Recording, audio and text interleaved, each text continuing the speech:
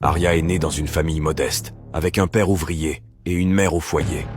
Rien ne la prédestinait à devenir l'une des plus grandes scientifiques de 16 dernières décennies.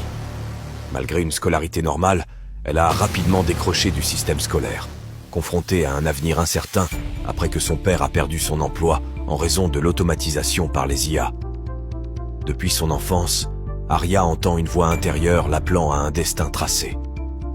Passionnée par divers domaines, elle dévorait particulièrement les livres de science. Cette voix intérieure ne l'a jamais quittée, et son ambition de changer les choses a grandi au fil des années.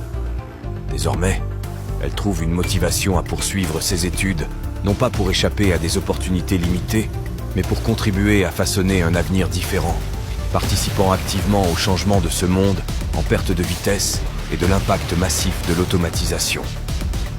Obsessionnelle et à la fois terrifiante et rassurante, la petite voix d'Arya semblait exister à la fois en dehors d'elle et en elle. Perturbée par cette étrange sensation grandissante, elle s'y est finalement habituée, intégrant cette voix à sa propre identité. Bien que son niveau de conscience ne lui permettait pas encore de comprendre pleinement ces signaux, les capacités cognitives impressionnantes d'Arya l'ont propulsée vers les meilleures écoles et universités du pays. Alors que son projet futur prend forme, il reste à découvrir comment elle lui donnera vie. Le centre de recherche de l'université est devenu le sanctuaire d'Arya, où elle consacrait la majeure partie de son temps à la collecte de données, à l'analyse des résultats et à la rédaction de rapports. Parmi les étudiants réguliers de ce lieu, Boris Sveltas a émergé comme un partenaire fréquent, collaborant avec Arya sur divers projets de recherche.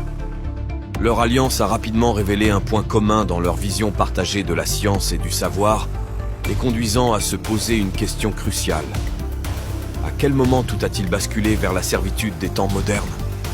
La petite voix d'Arya la conduisait progressivement vers des sentiers inexplorés, des préoccupations qui semblaient échapper au commun des hommes, ceux qui s'accommodent docilement au système de société qui leur est proposé. Était-ce sa propre conscience qui s'exprimait ? Un monde paranormal inconnu d'elle-même ? Ou était-elle en train de devenir folle ? Pour l'instant, ces questions demeurent sans réponse.